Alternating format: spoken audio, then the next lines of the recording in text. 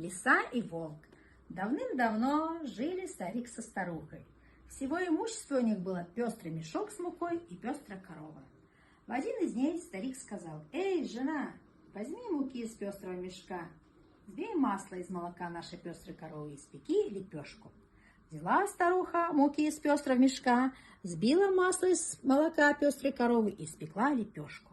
Положили старик и старуха лепешку на дастархан перед собой, а старуха попросила: «А ну, муж мой, разломи лепешку». Тут старик хотел разломить лепешку, как вдруг она скакнула и покатилась.